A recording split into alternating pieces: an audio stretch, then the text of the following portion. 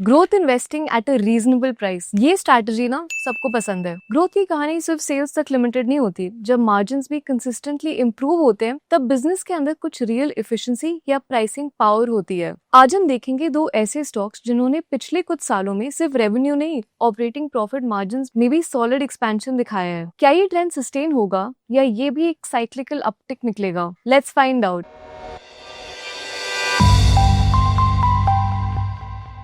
Hi Marunima and grow के YouTube channel पे आपका स्वागत है। सबसे पहले हम बात करेंगे BLS इंटरनेशनल सर्विसेज लिमिटेड की। BLS international services limited BLS group का एक हिस्सा है जो दुनिया के सबसे बड़े वीजा आउटसोर्सिंग प्लेयर्स में से एक है। फॉर बेटर अंडरस्टैंडिंग इनके वर्टिकल्स पे नजर डालते हैं। पहला है visa and consular services. This contributes to 75% of the revenue as of FY25। ये BLS का कोर सेगमेंट है। कंपनी 70 कंट्रीज में 46 प्लस गवर्नमेंट क्लाइंट्स के लिए G2C वीजा सर्विसेज देती है। इनमें आते हैं visa processing, biometric collection, document verification and attestation and other services. दूसरा है digital services with 25% revenue contribution. ये वर्टिकल इंडिया के ग्रास रूट्स लेवल पे फोकस्ड है, जहाँ कंपनी G2C, B2C और B2B कैटेगरीज में बैंक अकाउंट ओपनिंग, PAN/आधार एनरोलमेंट या बर्थ/डेथ सर्टिफिकेट्स जैसी 700 प्लस सिटीजन सेंट्रिक सर्विसेज दी जाती है। क्लाइंट्स में आते हैं top banks like SBI, PNB, HDFC जैसे डाइवर्सिफाइड बैंकिंग नेटवर्क क्लाइंट्स। इनका लगभग 1/4 रेवेन्यू इंडिया से आता है। 65% जिस comes from Middle East and North America. Segment wise profitability देखे तो visa and consular services segment deliver strong margins with PBT at over 32% of revenue. वही डिजिटल सर्विसेज का रिलेटिवली थिनर PBT मार्जिन है around 12.4%। अब financial performance देखे तो company ने पिछले 3 सालों में अपना रेवेन्यू कंसिस्टेंटली ग्रो किया है 37% का सॉलिड कैगर के साथ। प्लस इनका ऑपरेटिंग प्रॉफिट मार्जिन भी 2021 के 9% से जंप करके FY25 में 29% तक पहुंच गया, हाईलाइटिंग सिग्निफिकेंट स्ट्रक्चरल इंप्रूवमेंट। साथ ही नेट प्रॉफिट भी उसके 2 टाइम्स की ट्रेजेक्टरी पे रहा विद अ 66% कैगर। FY25 में कंपनी ने 2193 करोड़ रुपीस की रेवेन्यू पोस्ट की 30.8% ईयर ऑन ईयर ग्रोथ के साथ, क्योंकि वीजा वॉल्यूम्स 31% बढ़कर 37.5 लाख तक पहुंच गए। इससे नेट प्रॉफिट पर एप्लीकेशन भी 35% जंप हुआ 2903 पर ऐप तक, और ये क्योंकि हायर सर्विस फीस और वैल्यू एडेड सर्विसेज की वजह से। अब एक्सपेंसेस पे आते हैं। ऑपरेटिंग एक्सपेंसेस 18% बढ़े, लेकिन कॉस्ट ऑफ सर्विसेज सिर्फ 2.3% ऊपर गया। ये इसलिए क्योंकि कंपनी ने पार्टनर लेड मॉडल से सेल्फ मैनेज मॉडल में शिफ्ट किया, जहां staff, rental, admin cost now reflect in other expenses, जिसमें फर्दर कंट्रोल भी दिखा at 11.4% of sales। ट्रांजिशन का डायरेक्ट इम्पैक्ट मार्जिन्स पे दिखा। Cost of services as a percentage of sales 57.5% से गिरकर 45% हो गया, और ऑपरेटिंग प्रॉफिट 81% से 629 करोड़ रुपीस तक पहुंच गया। Expense reduction and revenue jump से OPM भी 800 बेसिस पॉइंट्स इंप्रूव होके 28.7% हो गया। दूसरी साइड इंटरेस्ट कॉस्ट 9 टाइम्स बढ़ा और डेप्रिसिएशन भी 2.5x हुआ, और ये due to increased borrowings and fixed asset expansion. फिर भी बॉटम लाइन स्ट्रॉन्ग रही 65.6% ईयर ऑन ईयर ग्रोथ के साथ and stood at 540 crore rupees. अब नजर डालते हैं फ्यूचर पोटेंशियल पे, growth outlook, drivers and competitor analysis. Global visa outsourcing market तेजी से ग्रो कर रहा है।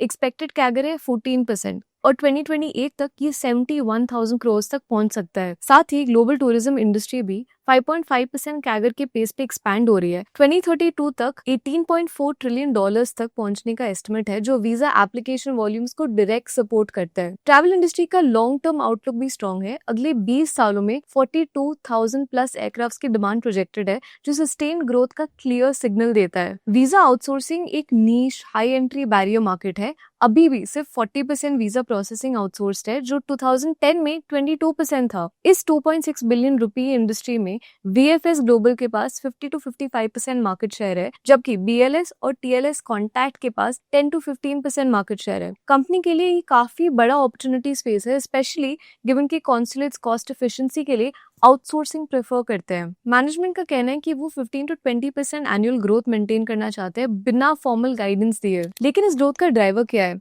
वेल दैट स्ट्रेटेजिक एक्विजिशंस जैसे IData, Citizenship Invest, Ad Fidelis, जिससे ज्योग्राफिकल फुटप्रिंट और रेवेन्यू स्ट्रीम्स दोनों एक्सपैंड हुए हैं। ग्लोबल बिडिंग मोमेंटम भी स्ट्रॉन्ग है। अगले 12 से 18 महीनों में 8500 करोड़ के टेंडर्स रिन्यूअल के लिए लाइन में है। Digital expansion, new touch points और वीजा के बियॉन्ड बैंकिंग, इंश्योरेंस और सिटीजन सर्विसेज जैसे वैल्यू एडेड ऑफरिंग्स पे भी फोकस बढ़ रहा है। अब बैलेंस शीट की तरफ देखें, FY25 में इसका asset turnover ratio around 9.7 times था, यानी हर 1 रुपी के एसेट बेस पे 9.7 रुपीज का रेवेन्यू जनरेट हुआ। ये एफिशिएंसी इसलिए पॉसिबल है क्योंकि सारे वीजा एप्लीकेशन सेंटर्स लीज पे ऑपरेट होते हैं, कंपनी खुद फिजिकल एसेट्स ओन नहीं करती, and this keeps capital requirements low. FY25 में कंपनी के बोरोइंग्स 31 करोड़ रुपीज से जंप करके 359 करोड़ रुपीज तक पहुंच गए, अराउंड 11 टाइम्स का मैसिव स्पाइक। वही लॉन्ग टर्म बोरोइंग्स 0 से बढ़ के 180 करोड़ रुपीस तक पहुंच गई, जो दिखाता है कि ऑलमोस्ट लाइकली अपने एक्विजिशन या एक्सपेंशन प्लान्स को फंड करने के लिए है। साथ ही लीज लायबिलिटीज भी 31 करोड़ रुपीस से 5 गुना बढ़कर 155 करोड़ रुपीस तक हो गई, majorly due to the right to use assets adopt करने के बाद, जहां कंपनी ने सेल्फ मैनेज मॉडल पे ट्रांजिशन किया ग्लोबली। अगर लायबिलिटीज देखें तो टोटल बैलेंस शीट का 12.7% बोरोइंग्स में है और मार्केट कैप के कंपैरिजन में ये जस्ट 2% है, मतलब कंपनी का ओवरऑल फाइनेंशियल रिस्क काफी कंट्रोल्ड है। अगर हम कैश फ्लो की तरफ देखें तो even though net cash flow FY25 में -131 करोड़ रुपीस था, कंपनी का cash flow from operations 185 crore rupees से बढ़कर 829 करोड़ रुपीस तक पहुंचा 3 सालों में, यानी लगभग 4.5 टाइम्स का जंप विद 67% कैगर। इस ग्रोथ का मेजर रीजन था प्रॉफिट फ्रॉम ऑपरेशंस का 144 करोड़ रुपीस से 702 करोड़ रुपीस तक बढ़ना ओवर द सेम पीरियड। और सबसे स्ट्रॉन्ग इंडिकेटर ये है कि CFO by net profit ratio consistently 1 से ऊपर रहा। FY24 में ये 1.07 था, जो FY25 में 1.53 तक इंप्रूव हुआ, यानी कंपनी अपने नेट प्रॉफिट से ज्यादा एक्चुअल कैश जनरेट कर रही है। ROCE FY25 में 33% इंप्रूव हुआ, FY23 के 31% से ऊपर। और खास बात ये है कि पिछले 3 सालों में ये कंसिस्टेंटली 30% के ऊपर बना हुआ है, despite higher capital employed, mainly due to rising profits even with added debt in the structure. अब बात करते हैं थोड़े चैलेंजेस की। बड़ा चैलेंज ये है ऑफ कॉन्ट्रैक्ट डिपेंडेंसी।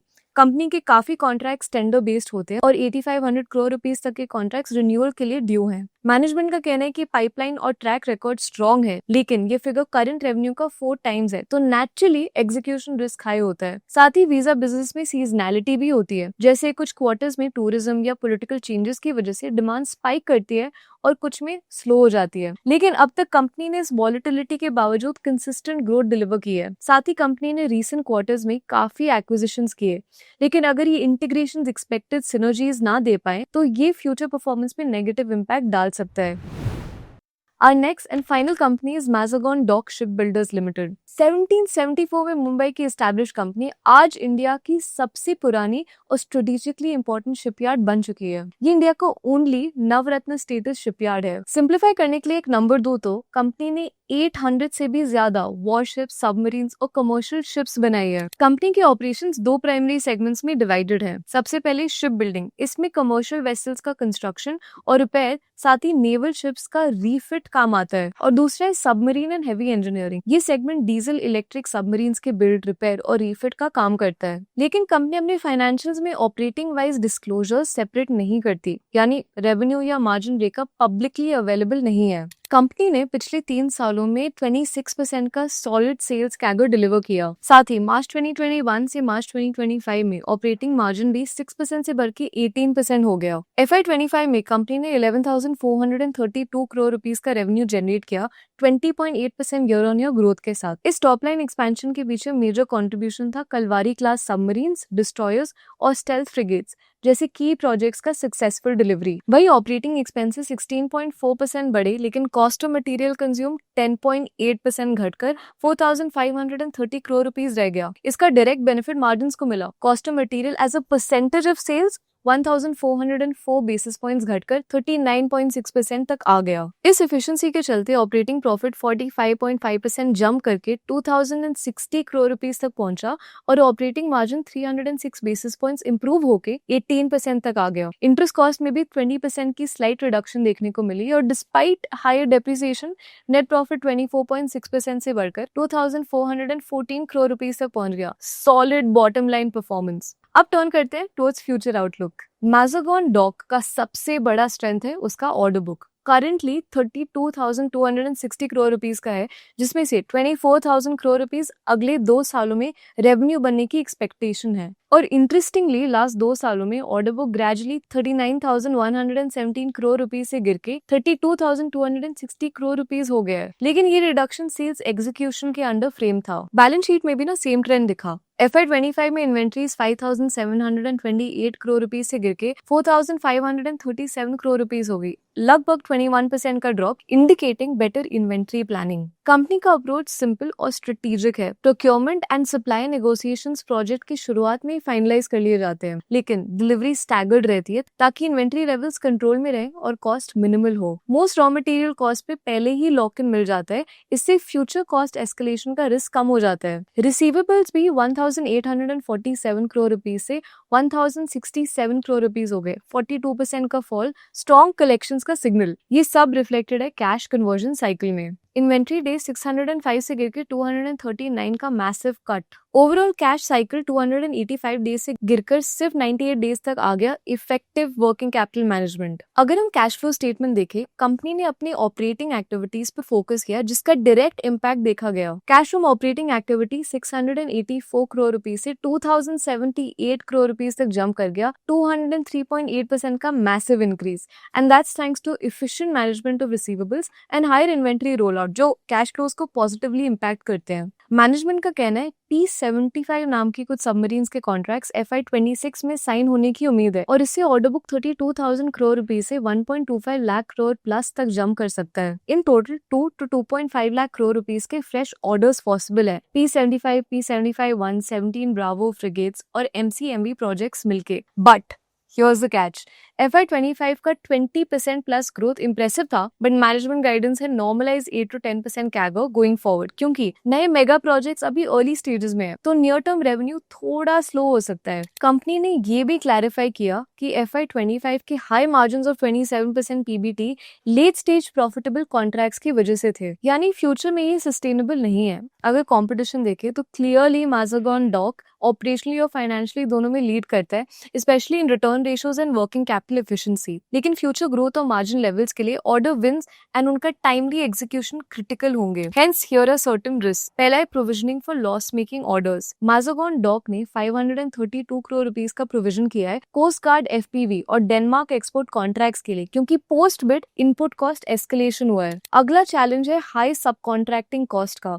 कंपनी फिलहाल 27 शिप्स एक साथ बना रही है, लेकिन इन हाउस कैपेसिटी लिमिटेड होने के चलते काफी काम बाहर आउटसोर्स करना पड़ रहा है, जो इन हाउस एग्जीक्यूशन से महंगा पड़ता है। ये ज्यादातर बड़े शिप्स के लिए है जो मार्जिन्स को प्रेशर में डाल सकती है। And as discussed, major order जैसे P75-1 अभी फाइनलाइज नहीं हुए हैं। Even if they get sign soon, पहले 1-2 साल में डिजाइन एंड प्रोक्योरमेंट स्टेजेस में जाएंगे, जहां रेवेन्यू रिकग्निशन लिमिटेड होती है और डिलेज के लिए कोई कॉस्ट कॉम्पेंसेशन भी नहीं मिलती। फॉर एग्जाम्पल, Jan 25 में कंपनी ने थाइसन क्रब के साथ 70,000 करोड़ रुपीस का P75-1 सबमरीन कॉन्ट्रैक्ट जीता, लेकिन पहला डिलीवरी 2032 में एक्सपेक्टेड है। मतलब कि long cycle projects investor returns को शॉर्ट टर्म में अपलिफ्ट नहीं करेंगे और वॉलेटिलिटी काफी हाई रह सकती है।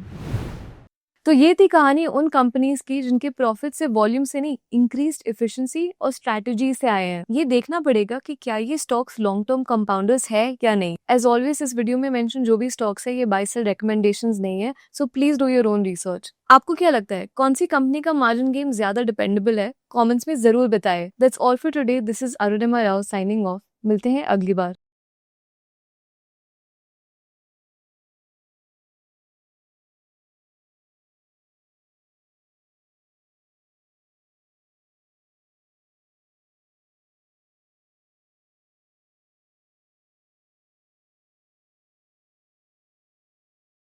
Investment in securities market are subject to market risks. Read all the related documents carefully before investing. Please read the risk disclosure documents carefully before investing in equity shares, derivatives, mutual fund, and or other instruments traded on the stock exchanges.